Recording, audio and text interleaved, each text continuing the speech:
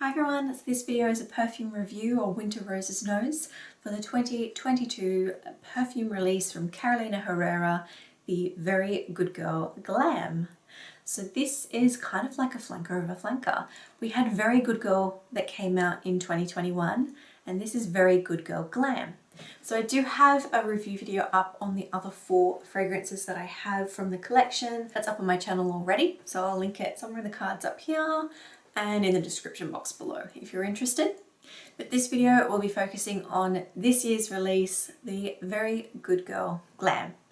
So first to start with the box. The box comes like the others.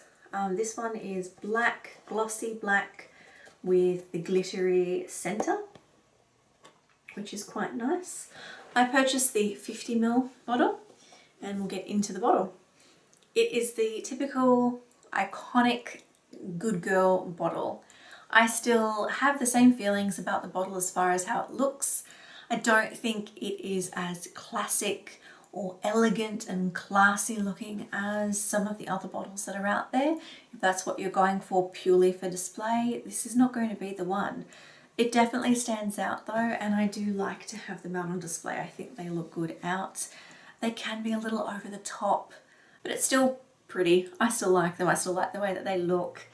This particular one has the clear pink glass, and then it goes into the gradient of the glitter. I do like the fact that you can see the liquid inside, because you know if it's getting lower for display purposes. I don't necessarily like that because you can see the liquid getting lower and it's not, you know, it doesn't look as good.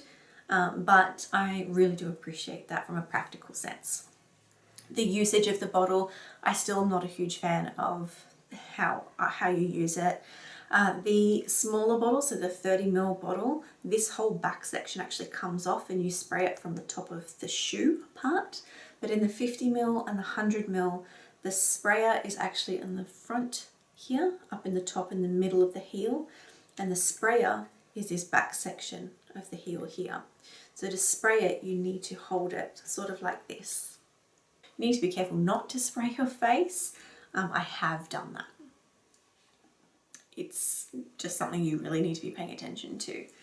It's not easy kind of just to spray it directly towards you, because if you aimed it like a normal perfume bottle when you would spray, it actually comes up and out.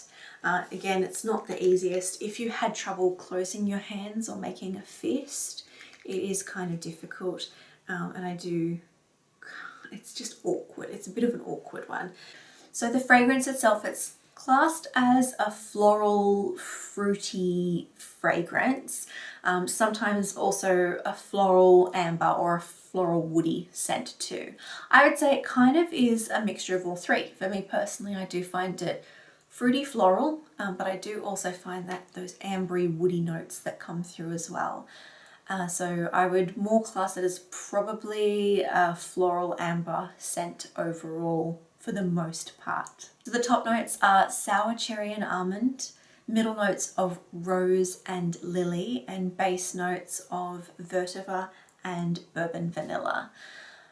Compared to the last year's release of the Very Good Girl, Very Good Girl had the top notes of lychee and red currant, and the middle note was rose. So it didn't have the lily, it didn't have the cherry or the almond scent in there, but the base notes are the same, so that vetiver and the bourbon vanilla. So as far as longevity, I think it probably would be considered moderate to long lasting, depending on the circumstances. I've had this where it has lasted 4 hours, say, and then I've also had this where it's lasted over a day. It depends on where you're spraying it and what the conditions are. If it gets on fabric, it definitely lasts a very, very, very long time. I've got it on a jumper or a jacket that I was wearing, and I can still smell it after several days. Whereas sometimes when I spray it on my skin, particularly if it's on my inner wrist where it's rubbing against things, it becomes quite a close skin type scent. And what I mean by that is that people around you won't necessarily smell it, but you will be able to smell it on yourself after a little while, and that's after a couple of hours. For the sillage, which is like projection, it's the trail of the scent. Can people smell it around you? I think particularly when you spray it fresh, absolutely. It would be a moderate to strong scent. And for the most part, people will be able to smell this on you. So I do think that you could safely describe this as moderate to high or moderate to long or large sillage. So my experience with the scent and my thoughts. It is very, very similar, at least on first spray, to Very Good Girl. For the most part, unless you're a fan, you may not have to, or collector, you may not have to have both. They are different though in some aspects, but it is different on the dry down, but they are fairly similar. You still get that Carolina Herrera Good Girl DNA. You still know that it's part of the Good Girl series, and you can definitely link it to Very Good Girl.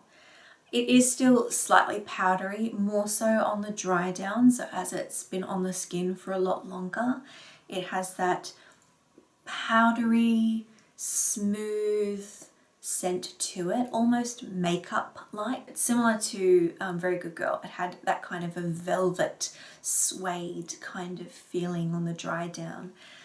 It is still quite grown up, quite mysterious and sophisticated, so I do enjoy that part of the scent. There was an interesting experience that I had as far as in the dry down, when it had been on my skin for many hours, so about 4 or 5 hours, I was getting hints of that scent it's popular at the moment, the Baccarat Rouge 540 or the Cloud. It had feelings and a sort of reminiscence of that kind of a scent. That was just something that I thought was interesting. I hadn't really seen many people talking about that, but I did certainly get that. As far as the cherry note, now I love cherry scents, which you all know that I really enjoy cherry scents. I've had questions about whether or not this particular cherry is medicinal or juicy or sweet, what I thought. I have to be honest, I'm kind of disappointed that I didn't get the cherry I was hoping for. I don't get a lot of obvious cherry notes. So Lost Cherry, you know it's cherry. Le Petit Robe Noir, you can tell it's cherry. This, you don't necessarily know that it's cherry. When you first spray it, that first experience that you have when it's fresh on the skin, it is sour and tart, very fruity. I would describe it as being tropical. The cherry comes across in the way that the cherry's been interpreted in the scent is more of a tropical scent. I pick up notes more like pineapple and slightly coconutty, but more like pineapple and mango. And I've heard people describe it as passion fruit. And I can understand how they would get that passion fruit kind of scent. It kind of is that tart, sour, tropical fruit to it. It doesn't last for a really long time. Like even now, I sprayed this probably 20 minutes ago. And that feeling, it's still there very, very slightly, but it's already gone into the more powdery scent already. I can smell the cherry, it's just not, it's not what I was hoping. The best way I could describe the type of cherry in here is I personally don't get a medicinal cherry, like a synthetic medicinally medicine type cherry. I don't get that in here on my skin. I get more of like cherry pie filling. So if you think that really jammy, sugary, almost tart cherry scent, but a little bit more tropical. That's the type of cherry that's in here. It's just not the cherry almond that I was expecting. I don't really get almond in here a lot at all. It's more that tropical kind of vibe. As far as the middle or the heart notes of the perfumes go, I do get a slight floral. That's that powdery seconds kind of dry down scent, which comes out in about half an hour, 20 minutes, half an hour, and into the good few hours that it lasts after that. The scent that I get from that is more like a Turkish Delight rose, so more like a sugared rose, not too sickly sweet, but the vanilla is there. I don't smell it as vanilla, like it's not a really ice creamy or super sweet vanilla. It's kind of just a smoothing vanilla, more like if vanilla was velvet, for example. It kind of just grounds it out and makes everything kind of creamy scented. The cherry vibe, that cherry, passion fruit, mango, pineapple, whatever it comes across as on your skin, that fruitiness is still there, but it's mellowed out by the powdery rose that make up your scent and the smooth, creamy vanilla base. Really morphs into something completely different on the dry down as to when it's fresh. When it's fresh, it smells really fruity, young and tropical and fun, and then it turns into this lovely, mysterious, powdery, velvet type scent on the skin. I think it's interesting because it kind of in itself becomes a daytime to nighttime perfume, all in its process from first spray to dry down. So I think that's kind of fun. You almost get like two scents in the one. It's not cherry and almond in the way that Le Petit Robe Noir is, and for some of you that might be a good thing. It is more of a tropical cherry pie filling, you know, jammy, sugary, syrupy, tropical scent. And then the dry down is creamy, smooth, somewhat powdery, little makeup-y, some Turkish Delight, but it is still really, really lovely. As far as the cost goes, so I've got as many costs as I could find available. So this is the middle size bottle. This is the 50ml. So it comes in 30ml, 50ml or 80ml, and in fluid ounces that's 1, 1.7 and 2.7. So for Australian dollars, you've got 30ml is $122, the 50ml is $179, and the 80ml is $236. For USA, it's US dollars of 80 for the smaller size, 114 for the middle size, and 140 for the larger bottle. And for Great British pounds, it's £62 for the smallest bottle, 91 for the middle size, and £117 for the biggest bottle. Those were pretty much the only prices that I could find, but just to give you a rough idea on the cost. So it's not the cheapest perfume out there, but it's by far not the most expensive either. I think it's probably, it's a department store type brand. It's a designer brand, but it's definitely not into the niche kind of fragrance prices. So you might like this scent if you already like Very Good Girl. You'll probably like Very Good Girl Glam unless you really don't like the cherry note in here.